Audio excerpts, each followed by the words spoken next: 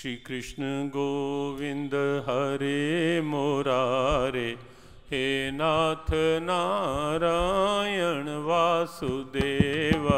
श्री कृष्ण गोविंद हरे मुरारे, हे नाथ नारायण वासुदेवा।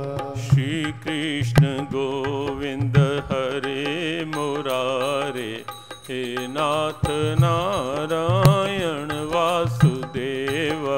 श्री कृष्ण गोविंद हरे मुरारे, हे नाथ नारायण वासुदेवा। हे नाथ नारायण वासुदेवा। हे नाथ नारायण वासुदेवा। हे नाथ नारायण वासुदेवा। हे नाथ नारायण वासुदेवा। श्री कृष्ण गोविंद हरे मुरारे, हे नाथ नारायण वासुदेवा। श्री कृष्ण गोविंद हरे मुरारे, हे नाथ नारायण वासुदेवा। गीता पढ़े और गीता पढ़ाए, गीता पढ़े और गीता पढ़ाए। आप जगे औरों को जगाए। आप जगे औरों को जगाए। गीता पढ़े और गीता पढ़ाए। गीता पढ़े और गीता पढ़ाए। आप हंसे औरों को हंसाए। आप हंसे औरों को हंसाए। गीता को जीवन का गीत बनाए। गीता को जीवन का गीत बनाए। गीता को जीवन का गीत बनाए। हे नाथ नारायण वासुदेव। गीता को जीवन का गीत बनाए। हे नाथ नारायण वासुदेवा। हे नाथ नारायण वासुदेवा। हे नाथ नारायण वासुदेवा। हे नाथ नारायण वासुदेवा। हे नाथ नारायण वासुदेवा। श्री कृष्ण गोविंद हरे मुरारे, हे नाथ नारायण वासुदेवा। श्री कृष्ण गोविंद हरे मुरारे, हे नाथ नारायण वासुदेवा। हे नाथ नारायण वासुदेवा। हे नाथ नारायण वासुदेवा। हे नाथ नारायण वासुदेवा। हे नाथ नारायण वासुदेवा।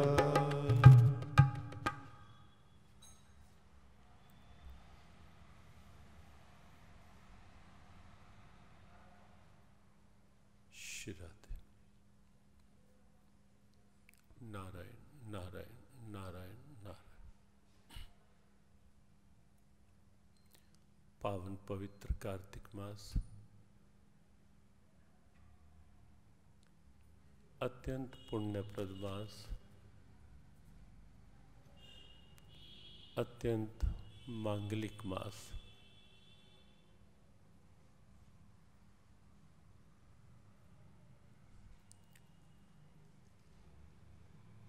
दही में मथनी चलती है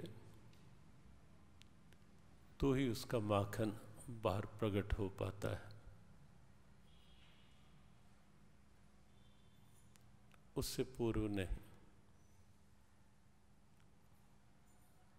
केवल बीच में हाथ डालने से नहीं। और केवल हम खुली आंख से देखें दही को तो भी उसमें से माखन दिखेगा भी नहीं, मिलेगा भी नहीं। मथनी तो डालनी पड़ेगी। ये सत्य है कि माखन है, लेकिन यदि अनुभव करना है, प्राप्त करना है, शहनशाह राम स्वामी राम तीर्थ की वाणी, दूध से माखन जो चाहो तो बिलोना चाहिए, बिलोना पड़ेगा। कार्तिक मास निस्संदेह पावन है, पुनीत है, मंगलमय है, पुण्यप्रद है, लेकिन उस पुण्य को हम प्राप्त कर पाएं, उसका लाभ ले पाएं, समय की पावनता से हम लाभान्वित हो पाएं, उस पावनता की सुबास हमें भी प्राप्त हो पाए, उसके लिए सत्संग के, सुमिरन के, भजन के, पाठ के, यज्ञ दान तपः कर्म न त्याज्यम, ऐसे पावन अनुष्ठानों की मथनी तो चलानी ही पड़ेगी। कुछ न कुछ करना पड़ेगा, कहीं जाप, कहीं पाठ। और इसीलिए एक बात, जब पुरुषोत्तम मास, अधिक मास में सत्संग चर्चा चली, तो उसका जो अर्थ लिया गया वो यही है कि अधिक मास है, इसका अभिप्राय है कि हम कुछ अधिक करें। और अधिक किस निमित्त से करें? संसार के निमित्त से तो कर ही रहे हैं, न जाने कितने जन्मों से कर रहे हैं, कब से कर रहे हैं। और यह जन्म भी अगर सही आकलन करें, सही विश्लेषण करें, सही दृष्टि डालें, निष्पक्ष दृष्टि, निरीक्षणात्मक दृष्टि अपने जीवन पर, तो लगेगा कि संसार के लिए जितना हम कर रहे हैं उसका कितने प्रतिशत हम अपने कल्याण के लिए कुछ कर रहे हैं, कितने प्रतिशत उसका हमने जिसने जीवन दिया है उसके लिए कुछ कर रहे हैं। एक बात निश्चित है कि मानसिक शांति, मानसिक संतुष्टि, संतोष संसार से मिलने वाला नहीं है, किसी को नहीं मिला, कहीं नहीं मिला, कभी नहीं मिला, और आगे मिलेगा ऐसी कोई संभावना नहीं। कोई एक भी उदाहरण नहीं है ऐसा, कोई भी उदाहरण। संतुष्टि जब भी मिलेगी, जिसे भी मिलेगी, जहां भी मिलेगी, दोनों बातें हैं। जब भी मिली, जहां भी मिली, जिसे भी मिली, और आगे जब भी मिलेगी, जहां भी, जिसे भी मिलेगी, वो मिलेगी केवल और केवल परमात्मा का बन करके है। ईश्वरीय भाव को अंदर ला करके, संसार को मन में बसाकर संतुष्टि नहीं है। और आज का हमारा जो चिंतन है, संयोग से 12वें अध्याय का 14वां श्लोक। कल तक हमारी चर्चा 13वें श्लोक को लेकर के हुई। अद्वेष्टः सर्वभूतानां मैत्रः करुण एव च निर्ममो निरहंकारः समदुःख सुखः क्षमे। प्रयास किया एक एक लक्षण, ये जो 39 लक्षण, 39 डिवाइन क्वालिटीज श्री भगवान ने भक्त के लक्षणों के रूप में बताई। और ये लक्षण नहीं, ये एक दर्पण भी है, अपने आप को निहारने का, देखने का कि वेयर आई स्टैंड, मैं कहां हूं, मेरी क्या अवस्था है। अवस्था भगवद गीता के अनुसार केवल बाहर की स्थितियों से नहीं पता चलेगी, वो पता चलेगी इन लक्षणों के द्वारा। क्योंकि भगवद गीता व्यवहारिक शास्त्र है, बिल्कुल प्रैक्टिकल इंस्पायरेशन का नाम है भगवद गीता। और इसलिए एक एक लक्षण आप देखेंगे बिल्कुल व्यवहारिकता के धरातल की एक सीधी स्पष्ट प्रेरणा। और ये लक्षण ऐसे हैं जिन लक्षणों को जीवन में ला करके सबसे पहले तो इंसान की इंसानियत सामने दिखाई देने लगती है, मानव की मानवता मुखरित होती है इन लक्षणों से। कल संकेत किया था पूज्य गुरुदेव के शब्दों में, इंसान को इंसान सा होना नहीं आया। जब बात चली अद्वेष्टा, सर्वभूताना, मैत्रा और करुण, ये 3 शब्दों को लेकर के कि किसी से द्वेष नहीं, सबके प्रति समभाव, सद्भाव, और किसी भी आहत, अभावग्रस्त, किसी भी कष्ट की स्थिति में किसी को भी देख, किसी प्राणी को देख करके भीतर एक संवेदना की जागृति करुणा के रूप में, कष्ट किसी को और पीड़ा उसकी प्रतिक्रिया में हमें होने लगे।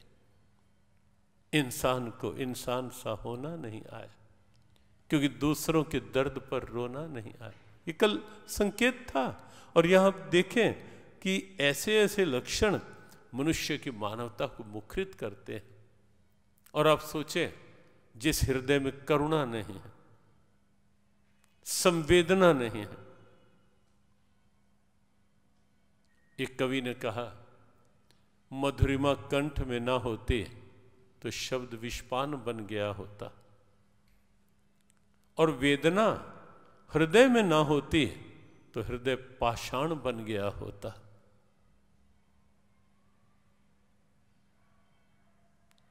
मधुरिमा कंठ में ना होती तो शब्द विषपान बन गया होता, वेदना हृदय में ना होती तो हृदय पाषाण बन गया होता। वासना प्रेम को न छलती तो प्रेम वरदान बन गया होता, और याचना भक्ति में ना होते तो भक्त भगवान बन गया होता। वेदना हृदय में ना होती तो हृदय पाषाण बन गया होता। और इसीलिए ये लक्षण जहां एक और अंदर की मानवता को जागृत करते हैं, वहां भक्ति के यथार्थ तत्व को भी सामने लाते हैं कि भक्ति केवल मौखिक क्रिया नहीं है, भक्ति केवल प्रदर्शन नहीं है, भक्ति क्रियात्मक स्थिति नहीं है, भक्ति अंदर की एक अवस्था है। और उसी के लक्षण अब 14वें श्लोक में, संतुष्टः सततम योगी यतात्मा दृढ़ निश्चय मय्यार्पित मनोबुद्धिर यो मद भक्तः समे प्रियः। 7 लक्षण प्रथम श्लोक में। और यहां संतुष्टः सततम योगी, या इसे अलग भी लिया जाता है, लिया जा सकता है, लेकिन ये भी कहा जा सकता है जो योगी अर्थात योग युक्त है। योगी भी गीता के अनुसार केवल मात्र बाहर के वेश की, बाहर के लक्षणों की स्थिति नहीं है योगी। अब भगवद गीता में तस्माद योगी भवार्जुन 6ठे अध्याय का अंतिम से पूर्व का श्लोक, और अनेक बार शब्द प्रयोग हुआ है योगी। योगिनाम अपि सर्वेषां मद्गतेन अंतरात्मनः 6ठे अध्याय का अंतिम श्लोक। योगी बन अर्जुन। और योगी कौन? आत्मपम्येन सर्वत्र समम पश्यति यो अर्जुन सुखम वा यदि वा दुखम सा योगी परमो मतः। गीता के कृष्ण कहते हैं कि जो सबके अंदर एक ही चेतना अनुभव कर लेता है कि जो मेरे में चेतना है, जो इस शरीर को चला रही है, वही तो सबके अंदर है, सब प्राणियों के अंदर। आत्मोपम्यन सर्वत्र, सब में जो समदृष्टि बना लेता है। और जब समदृष्टि बनेगी तब कहीं सन करहीं विरोध, निज प्रभु में देख कहीं जगत, कहीं सन करहीं विरोध। तब ये वैर विरोध कहाँ, द्वेष कहाँ, और फिर करुणा स्वाभाविक अंदर की एक अवस्था बन करके उभरेगी। तब किसी के लिए कोई उपकार प्रदर्शन के रूप में करना नहीं पड़ेगा, स्वभाव बन जाएगा। पर उपकार वचन मन काया, संत सहज स्वभाव खगराया। पर उपकार वचन मन काया, मन वचन कर्म से दूसरे का स्वभाव, संत सहज स्वभाव। तो योगी एक अवस्था, और ये अवस्था कब बनेगी? योग युक्त होने से, जब वृत्ति परमात्मा में युक्त हो जाएगी, उसके बाद बस यही स्थिति है, संतुष्टः सततम। देखो एक एक शब्द आप गीता जी का देखें, ये नहीं कि थोड़ी देर तो मन में कह दिया बस मैं बिल्कुल संतुष्ट, और थोड़ी देर में फिर से असंतोष उभरने लगा, फिर से कामनाएं, फिर से लोभ, फिर से मन में और की भावना या शिकवों की भावना, ये नहीं मिला वो नहीं मिला। संतोष तो गीता ने कहा यद्रच्छा लाभ संतुष्ट, जो मिला है वो परमात्मा की कृपा। और एक बात निश्चित समझ लें कि संतुष्ट मन जब भी होगा केवल और केवल एक ही भाव से होगा, जब अंदर ईश्वरीय भाव आ जाएगा और उसके साथ अनुकूलता, सकारात्मकता, जो मिला है प्रभु की कृपा है, ये भाव संतुष्ट करेगा। सकारात्मक सोच संतुष्ट करेगी। जहां सोच नेगेटिव हुई वहां फिर ये होगा 10 में से 8-9 अनुकूलताएं मिल गई, एक नहीं अनुकूलता, तो वहीं लगने लगेगा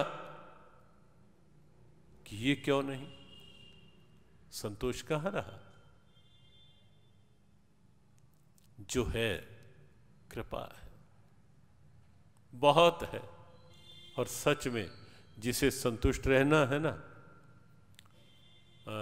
बद्रीनाथ की ओर एक संत सर्दी गर्मी में एक कॉपीन में रहते थे, सत्य बात है। और हर समय एक ही बात, तेरी कृपा, तेरा शुक्र, तेरी मौज, हर समय उनका ये जाप रहता, तेरी मौज, तेरी कृपा, तेरा शुक्र। किसी ने एक दिन पूछ लिया, बाबा आपके पास है क्या जो हर समय शुक्र मौज एक कॉपीन बांधे हुए हो, और जब देखो मौज शुक्र कृपा? आप देखें, जिसको संतुष्ट रहना है वहां की भाषा आप देखें, ये संतोष की भाषा है। उत्तर था, कहा कॉपीन है ना, जब आया था संसार में तब तो ये कॉपीन भी नहीं थी, तब तो ये कॉपीन भी नहीं थी। ये भी है, ये भी उसका शुक्र है, ये भी उसकी कृपा है। तो जिसे संतुष्ट रहना है वो उस स्थिति में भी संतुष्ट रह ले, और जिसे रहना नहीं, बड़े बड़े महल, बड़ी बड़ी सुविधाएं, कुछ भी बाह्य रूप में कमी नहीं है, लेकिन वहां भी आप देखेंगे अंदर असंतोष छिपा है। कहीं शिकवे हैं, कहीं कुछ और प्राप्त करने की कामनाएं, तृष्णाएं, ऐशनाएं हर समय मन को असंतुष्ट बनाए रखती है।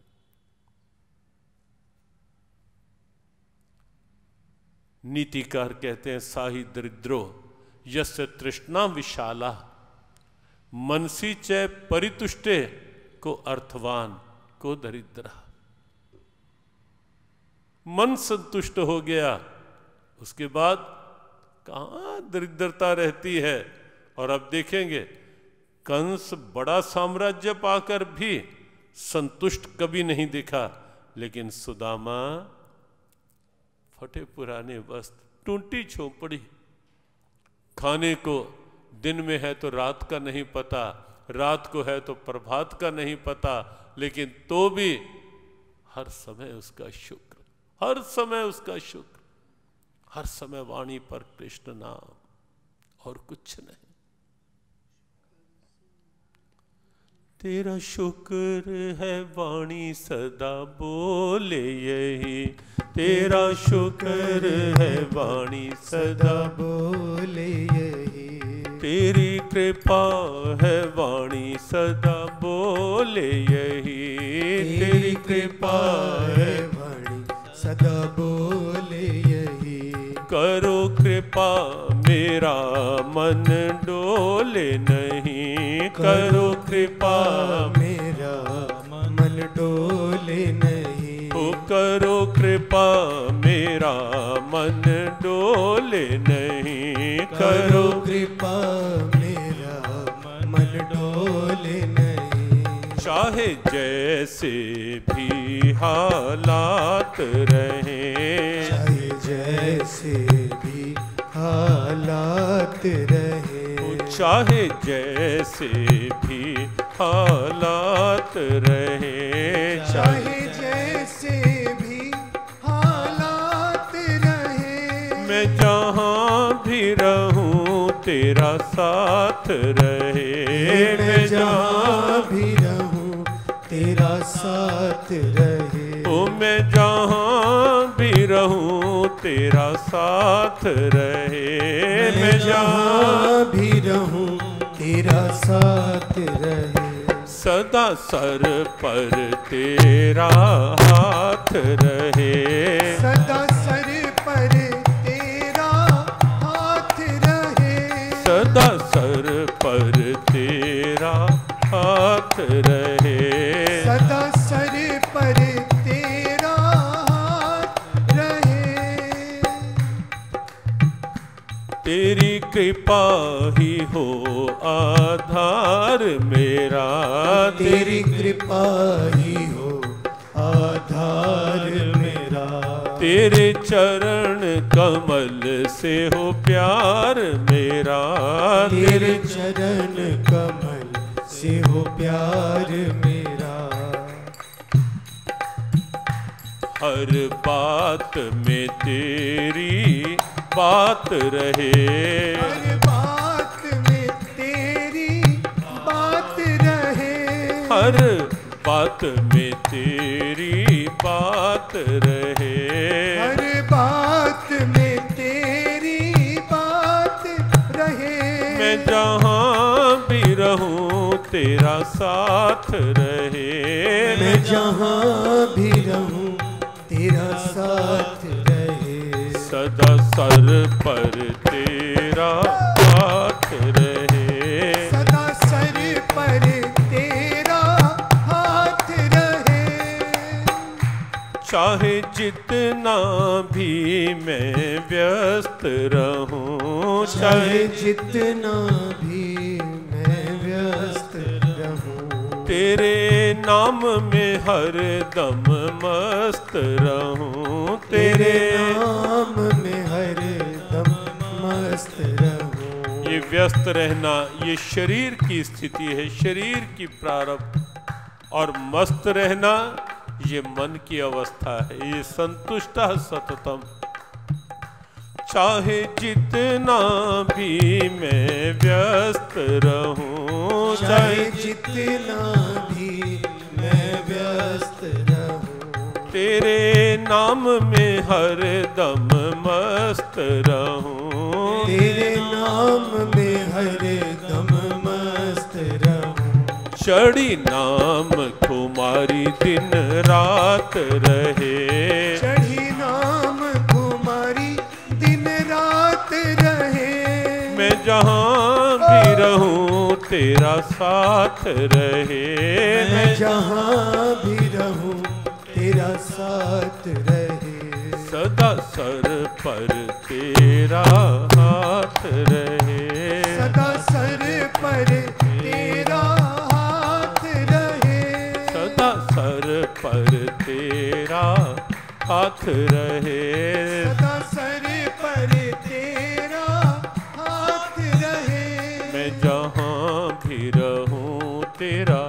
साथ रहे। मैं जहाँ भी रहूं तेरा साथ रहे। मैं जहाँ भी रहूं तेरा साथ रहे। मैं जहाँ भी रहूं तेरा साथ रहे। गीता रोम रोम में रम जाए। गीता रोम रोम में रम जाए। जीवन गीत गीता का बन जाए। जीवन गीत गीता का बन जाए। यही कृपा सदा मेरे नाथ रहे। यही कृपा सदा मेरे नाथ रहे। मैं जहाँ भी रहूं तेरा साथ रहे। मैं जहाँ भी रहूं तेरा साथ रहे।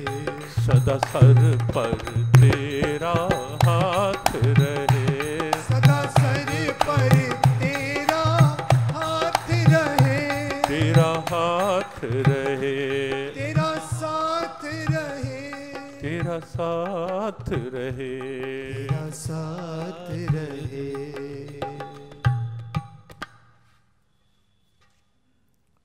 ऐसा भाव बन जाए यदि मैं जहां भी रहूं तेरा साथ रहे। बस संतुष्टि यहां जब वो साथ है, संसार कितना भी साथ हो ले, कितना भी मिल जाए, लेकिन संतुष्टि मिलेगी नहीं है, निश्चित नहीं है संभव। लेकिन ये एहसास भी हो गया कि मेरे प्रभु मेरे साथ हैं, मेरे पास और क्या कमी, और क्या मुझे आवश्यकता, प्रभु है ना। संतुष्ट सततम। और इसीलिए आप देखेंगे अपने देश में कि कौपीन बांधे हुए एक फकीर संतुष्ट दिखाई दे सकता है, लेकिन सकल सृष्टि का राजा दुखिया बड़े बड़े धन वैभव पाकर भी असंतोष, अशांति ये साथ साथ चलती रहती है। इसलिए आओ भगवद गीता को अपनाएं, भगवद गीता के साथ जीवन जीने का प्रण लें। जियो गीता का मात्र यही आह्वान है, और ये बात कई बार कही गई है कि जियो गीता, ऐसा कहीं नहीं कि जियो गीता कोई गीता का कोई अलग से स्वरूप प्रस्तुत कर रही है, जैसा कहीं कहीं किसी किसी के द्वारा हुआ, सच्ची गीता या वैसे गीता, ऐसा कहीं कहीं हुआ गीता की सच्ची पाठशाला। अरे भाई, गीता की झूठी पाठशाला कहाँ होगी? ऐसा लिखना पड़ा, अभी क्यों लिखना पड़ रहा है? तो जियो गीता ऐसा कुछ नहीं कि कोई गीता का कोई अलग रूप प्रस्तुत करने की बात, बस एक आह्वान कि गीता के साथ जियो, गीता के अनुसार जियो, live with Gita, live according to Gita. बस केवल ये आह्वान, इस आह्वान का नाम है जियो गीता, गीता के साथ। और वो भी इसलिए क्योंकि लगता है कि जब समाज में, संसार में जब दृष्टि इधर उधर जाती है, जब जो संपर्क में आता है, जिसके पास बहुत कुछ है वो असंतुष्ट, जिसके पास कम है वो असंतुष्ट, जिसके पास संतान है वो संतोष में नहीं दिखाई दे रहा, जिसके पास नहीं है वो संतुष्ट नहीं। संतुष्टि कहाँ है फिर? क्यों नहीं सब कुछ पाकर भी ये संतोष मन में आ पाता? जबकि महापुरुष ये कहते हैं, गजधन गौधन बाजधन और रतन धन खान, लेकिन जब आवे संतोष धन, सब धन धूरि समान, संतोषात परम धनम। सबसे बड़ा धन है जीवन का, उसका नाम है संतोष। तो भगवद गीता ने यहां संतुष्ट सततम कहा। प्रयास करें उसकी कृपा के भाव में संतुष्ट होने का। यह एक बात और भी हो सकती है, अगर हम सोच ऐसी बना लेना कि प्रभु ने जो दिया है वो उसकी मौज, उसका सदुपयोग, जो नहीं दिया उस पर दृष्टि नहीं।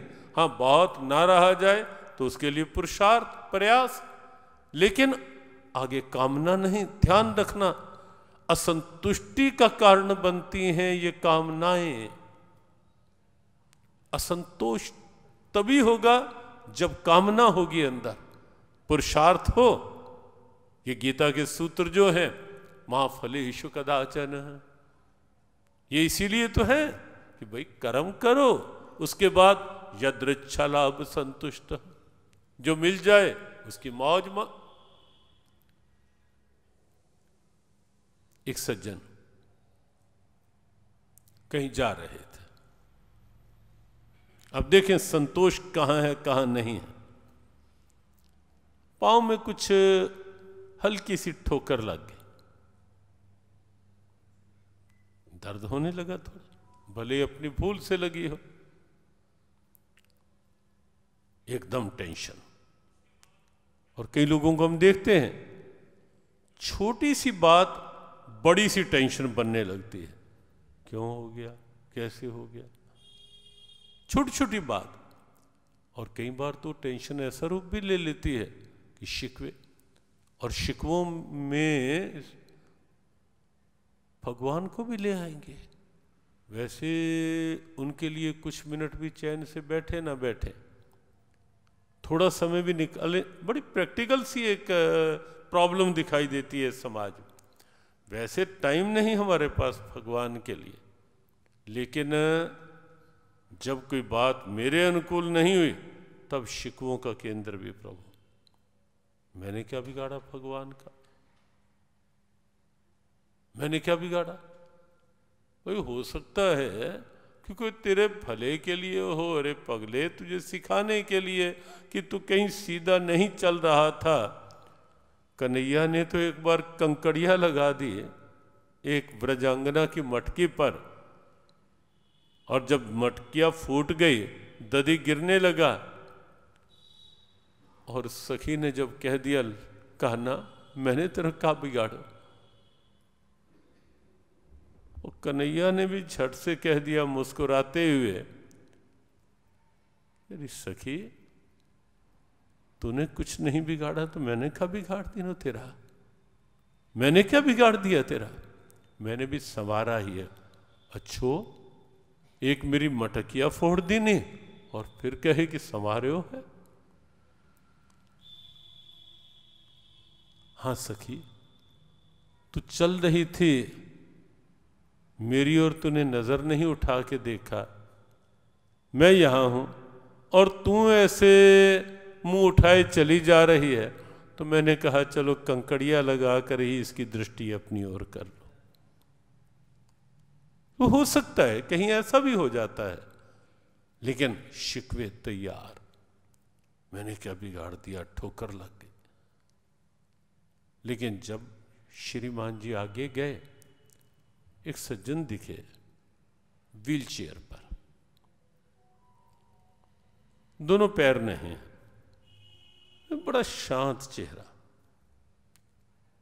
और चेहरा बता रहा था कि इस व्यक्ति के अंदर संतोष है, शांति। चेहरा बता देता है, भले ही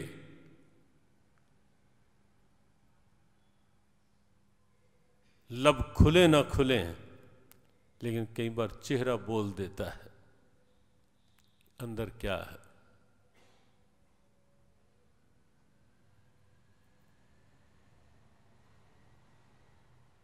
चेहरा बता रहा था कि अंदर शांति है, संतोष है, और कुछ गुनगुना रहे हैं। पूछ लिया उस व्यक्ति ने कि भैया एक बात बताओ, मेरे पैर में थोड़ी सी चोट ठोकर लगी और हल्की सी चोट लगी, और मैं तब से परेशान हुए जा रहा हूं, और तेरे दोनों पैर नहीं हैं तो भी इतनी शांति, दोनों पैर नहीं हैं तो भी ऐसी शांति से बैठे हो। इतना संतोष चेहरे पर, स्वाभाविक शांति। उस व्यक्ति ने जो उत्तर दिया बहुत महत्वपूर्ण, बहुत प्रेरक। उसने उत्तर दिया, कहा, मैं जानता हूं मेरे पैर नहीं हैं, लेकिन जो नहीं है मैं उसकी ओर ध्यान नहीं देता। भगवान ने मुझे आंखें दे रखी हैं, मैं देख लेता हूं ना। भगवान ने मुझे वाणी दे रखी है, मैं अपने मन की बात बोल के कह लेता हूं। कान दे रखे हैं, मैं सुन भी लेता हूं। मुझे अच्छा मस्तिष्क दे रखा है भगवान ने, मैं कुछ अच्छी प्लानिंग बना लेता हूं। और हाथ दे रखे हैं, कुछ कुछ उसके द्वारा क्रियान्वयन, एग्जीक्यूशन कर लेता हूं। मैं जो है उसका सदुपयोग करके जीवन का आनंद ले रहा हूं। जो नहीं है उसकी ओर देखकर मैं कभी रोता नहीं, परेशान होता नहीं। अब देखिए संतोष कहां है, कहां है संतोष? एक के पैर पर थोड़ी सी ठोकर लगी और वो परेशान है, और एक के दोनों पैर नहीं हैं। शेख सादी एक सूफी फकीर हुए, उनके जीवन में आता है कि कहीं जा रहा था मैं नंगे पांव, और जब गर्मी की तपती धूप, पांव तपने लगे, चला नहीं गया, मन में एक शिकवा आ गया कि हे भगवान, मैं तेरे भजन में रहता हूं और मेरे पांव में जूते भी नहीं। और शिकवे ने मुझे बिठा दिया। लेकिन कुछ ही देर में देखा सामने, या भगवान ने दिखाया होगा, एक व्यक्ति उसी जमीन पर घिसटते घिसटते चल रहा है।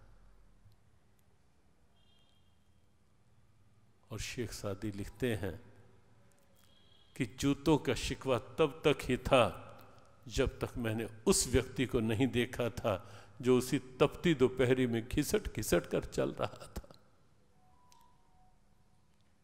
मुझे लगा कि मैं जूतों के लिए परेशान, और इसके तो पैर ही नहीं।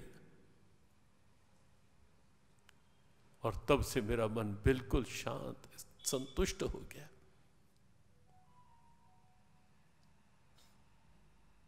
संतुष्ट, या तो सोच सकारात्मक बनाओ कि प्रभु ने जो दिया है बहुत कुछ है।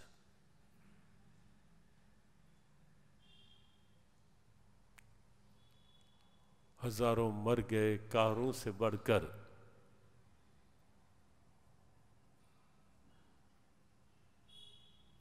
कारों एक बादशाह हुआ, उसके जीवन में एक बात आती है कि उस कोष भरने का बहुत वो था।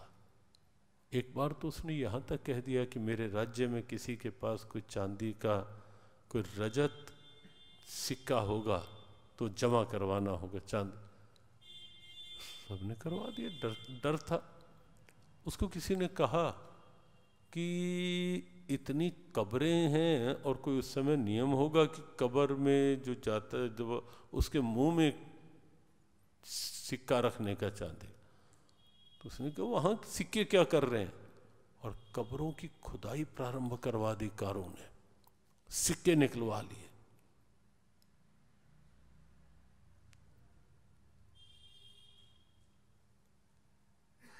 और बात तब हुई जब एक संत मिले और उन्होंने कहा कि ये कुछ उन्होंने दिया और कहा ये संभाल कर रखना, और मरते समय इसको साथ रखना, आगे जन्नत दिलवाएगा ये साथ, लेकिन साथ रखना। वैसे तेरे कर्म ऐसे हैं नहीं कि जन्नत, लेकिन उसको लगा जन्नत बड़ी बात है। घर आकर उसने माँ से कहा, माँ ये संभाल कर रखना, एक संत ने, एक फकीर ने दिया है ये, कि मरते हुए साथ लेकर जाना, इससे जन्नत।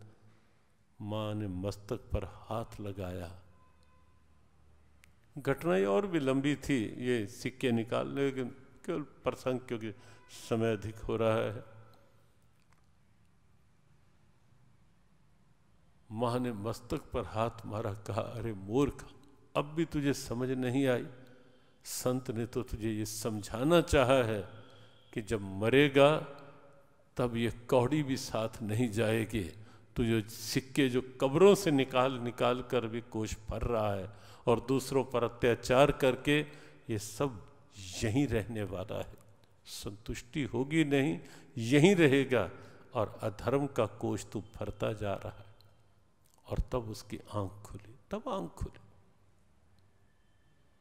बहुत से उदाहरण हैं। सिकंदर तो जब मरने लगा था तब पता चला कि सब कुछ यही है, और सिकंदर ने कहा मेरे हाथ बाहर निकाल देना, केवल इस कोई संतुष्टि यहां नहीं। तो ध्यान रखें, संतुष्टि सकारात्मक भाव में है। जो मिला है अपने से नीचे वालों को देखो, मन संतुष्ट रहेगा। सकारात्मक सोच बनाओ, मन संतुष्ट रहेगा। प्रभु को अंदर बसा दो, मन संतुष्ट रहेगा और ये लक्षण जीवन में आए, जीवन आनंद बन जाए। संतुष्ट सततम योगी यतात्मा। अपने आप पर नियंत्रण, स्वयं पर नियंत्रण। यहां मन इंद्रियां सब मिला के यतात्मा शब्द है। और सच बात यह है, नियंत्रण का अभिप्राय बस एक एक वाक्य में आप समझते जाएं। नियंत्रण का अभिप्राय कोई हठ क्रिया नहीं है। ये नियंत्रण का अभिप्राय ऐसा भी नहीं है कि बलात् कुछ पकड़ के जकड़ के रख, ऐसा कुछ नहीं है। केवल सोच बदलनी है। उचित व्यवहार इंद्रियों के द्वारा होने ही है, करने ही है, करो। कौन रोकता है? गीता ने कहीं रोका क्या? एक भी शब्द नहीं है गीता में। बल्कि गीता भगवती तो प्रेरित करती है कि निष्क्रियता में नहीं रहो, प्रमादी बनकर नहीं जियो, आलसी बनकर नहीं जियो, निठल्लापन, निकम्मापन, इससे सजग रहो। मात संगोस्त्व कर्मणि, अकर्मण्यता में आसक्ति ना हो, बिल्कुल सजग जागरूक जीवन हो। लेकिन जागरूकता के साथ यह भी जागरूकता कि शरीर अपने व्यवहार में जागरूक है, लेकिन मन जहां लगना चाहिए वहां लगे। मन का सहारा लेकर ही ये इंद्रियां बहिर्मुखी होती हैं। ये बात गीता में अनेक बार, अधिष्ठाय मनश्चायम विषयानुपसेवते, मन को साथ लेकर ये इंद्रियां विषयों के सेवन की ओर बाहर निकलती। विषयों का सेवन अर्थात कोई मान लो कि खाने का ही है। भगवद गीता का केवल इतना ही कहना है अपने पर नियंत्रण के लिए कि जो स्वास्थ्य के लिए उचित है उतना खाओ। युक्त आहार, गीता ने ये नहीं कहा निराहार, युक्त आहार कहा है।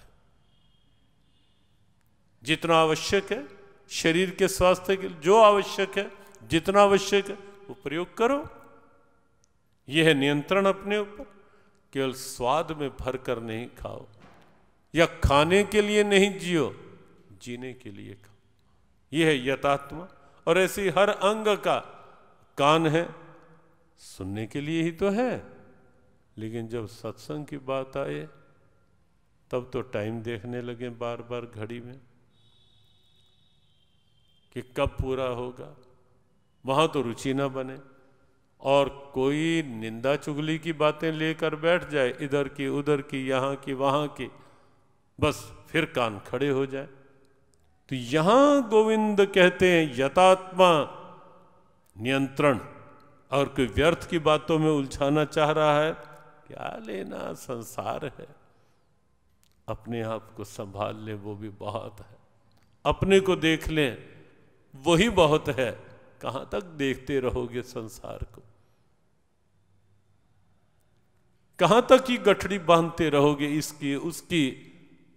और सुन सुनकर, और भगवद गीता ने ऐसा, इसीलिए यदा ते मोह कलिलम बुद्धिर्व्यतितृष्यते तदागंतासि निर्वेदम श्रोतव्यस्य श्रुतस्य च। दूसरे अध्याय का 52वां श्लोक। क्या रखा है? व्यर्थ की निंदा चुगली। आगे श्लोक आएगा, स्वयं वितुल्य निंदा स्तुतिर्मानी। यतात्मा, जो नहीं सुनना उसको क्यों, सुनने के लिए जो है उसमें इंटरेस्ट जगाओ, बढ़ाओ। देखना है और लगे रहेंगे, कई लोगों को हम देखते हैं लगे रहेंगे लगे रहेंगे। वो खिलौना भगवान ने बना दिया। वैसे तो पहले तो यही था कि दुनिया को देखकर ही संतजन गाते थे कि तूने खूब रचा इंसान खिलौना माटी का। ऐसे ऐसे गीत थे पहले कि ये शरीर ही खिलौना।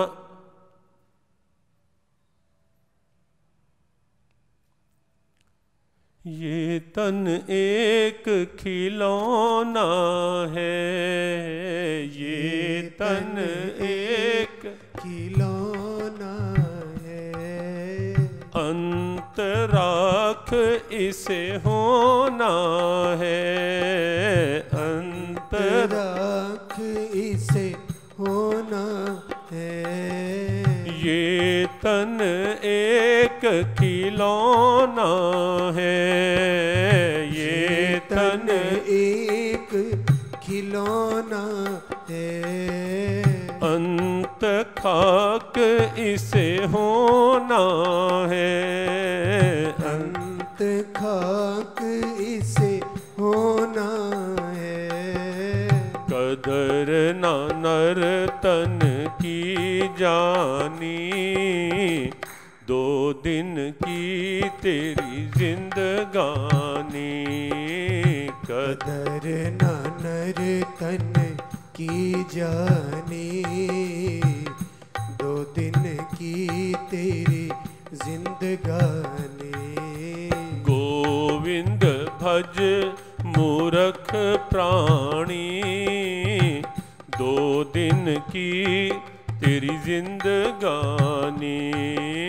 गोविंद भज मूरख प्राणी, दो दिन की तेरी जिंदगानी। लेकिन वो खिलौना अलग, महापुरुष तो उसको लेकर भी चेताते रहे। लेकिन आजकल भगवान ने जो एक खिलौना बना दिया, ये जो एंड्रॉयड फोन, दिन भर, और कईयों को तो हम देखते हैं बड़ा इतनी स्टेमिना है उनका, 2-2 घंटे घंटों उसी में ऐसे ऐसे लगे रहेंगे लगे रहेंगे लगे रहेंगे, नजरें कड़ाई रखेंगे। कुछ आजकल ये जो कुछ तो कोरोना का प्रभाव है, भगवान कृपा करें बहुत शीघ्र ये साया हटे। लेकिन ये जो ऑनलाइन पढ़ाई का हो गया और बच्चों की आंखें जो गड़ी रहती हैं इसी के ऊपर, कोई अच्छा संकेत नहीं भविष्य का। भगवान कृपा करें कि बादल जल्दी छटे और सामान्य स्थितियां हों। लेकिन वैसे भी न जाने क्या क्या ढूंढते रहें, क्या क्या। हाँ, कोई अच्छी चीज है, सदुपयोग भी है इसका, ये नहीं कि सदुपयोग नहीं, लेकिन सदुपयोग करने के लिए भी तो सद्बुद्धि चाहिए ना। और सद्बुद्धि बिना सत्संग के मिलने वाली नहीं है। बिना सत्संग विवेक ना हो, सत्संग से दूर भागेंगे। सद्बुद्धि बिना सत्संग के नहीं मिलने वाली, और जब तक सद्बुद्धि नहीं है किसी भी वस्तु का सदुपयोग हो ही नहीं सकता।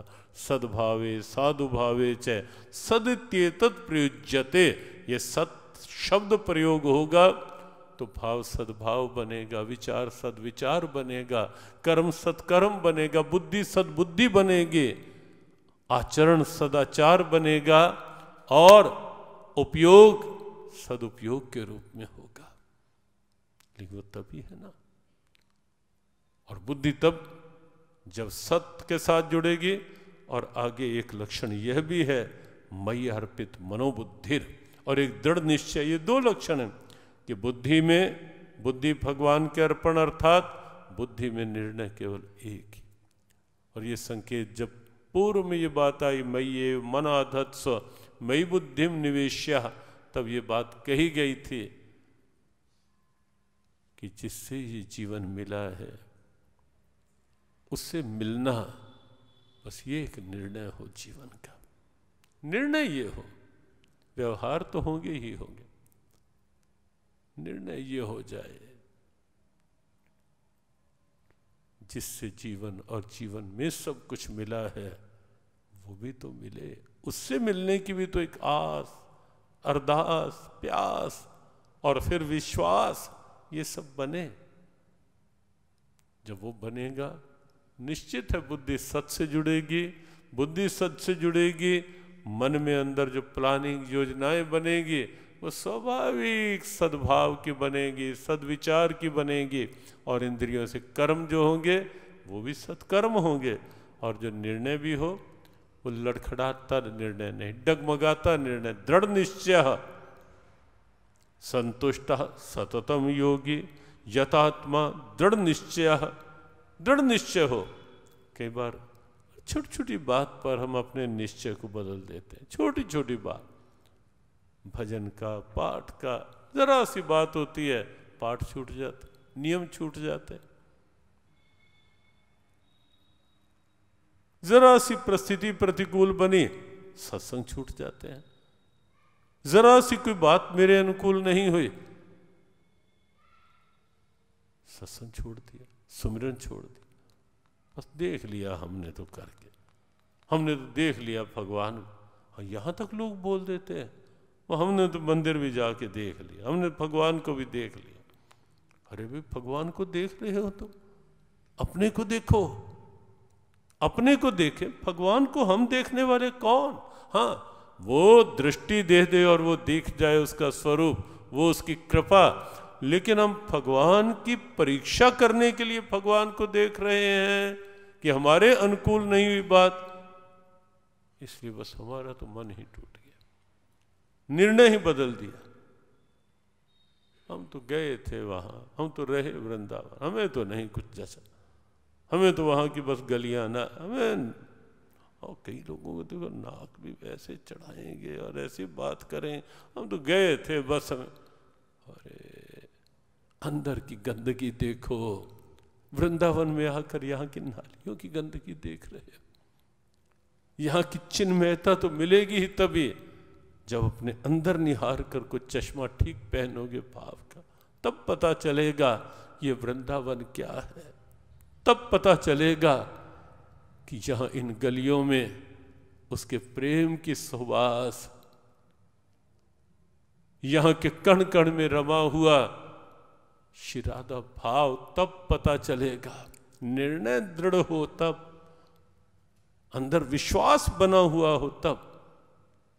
एक एक शब्द गीता का अद्भुत प्रेरणा है, विचारणीय प्रेरणा है, निरीक्षण करने योग्य प्रेरणा है, और एक एक लक्षण जो है ये संतुष्ट सततम योगी यतात्मा दृढ़ निश्चय मयि अर्पित मनोबुद्धिर यो मद भक्ता स मे प्रिय। भगवान कहते हैं ऐसा जो मेरा भक्त मद भक्ता सा मे। अब ये शब्द जो है ये यहाँ 14वें श्लोक में आया, और यहाँ से लेकर जो 6 श्लोक है इनमें 4 बार ये शब्द आएगा, और फिर अंतिम श्लोक में भक्ता ते अतीव में प्रिय शब्द आएगा।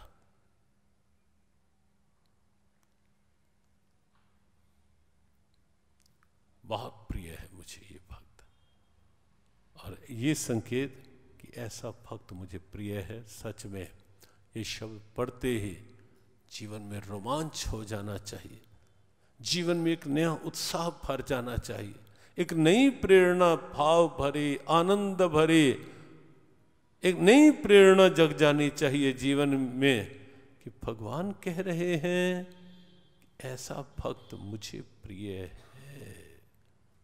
वो कौन भक्त? और अगर ये अंदर भाव आ जाए कि मैं क्यों नहीं हो सकता, जिसकी ओर प्रभु की ये अंगुली उठ जाए प्रेम भरी कि यो मत भक्ता समे प्रिय, ऐसा भक्त मुझे प्रिय है।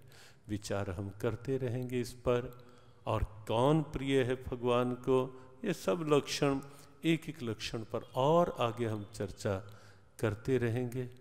आज अभी इतना ही स्वीकारें, विचारें और जीवन को गीता का गीत बनाने का इन्हीं भावों के अनुसार प्रयास करते रहें। सभी सुखी हों सभी निरोगी, सभी सुखी हो सभी निरोगी, सब पर बरसे कृष्ण कृपा, सब पर बरसे कृष्ण कृपा, मंगलमय हो सबका जीवन, मंगलमय हो सबका जीवन, घट घट बरसे कृष्ण कृपा, घर घर बरसे कृष्ण कृपा, सब पर बरसे कृष्ण कृपा। सब पर बरसे कृष्ण कृपा। मेरे नाथ, मेरे नाथ, मैं आपको भूलूं नहीं, मैं आपको भूलूं नहीं, मेरे नाथ, मेरे नाथ, मैं आपसे दूर ना रहूं, मैं आपसे दूर ना रहूं, आप मुझसे दूर ना रहें। आप मुझसे दूर ना रहें। मेरे नाथ, मेरे नाथ, आप अपनी कृपा आप अपनी कृपा सदा सब पर बनाए रखें। सदा सब पर बनाए रखें। जय श्री कृष्ण, जय श्री कृष्ण, जय श्री राधे, जय श्री राधे, जय भगवद गीते, जय भगवत गीते, जय गौ माता, जय गौ माता, जय गुरुदेव। जय गुरुदेव।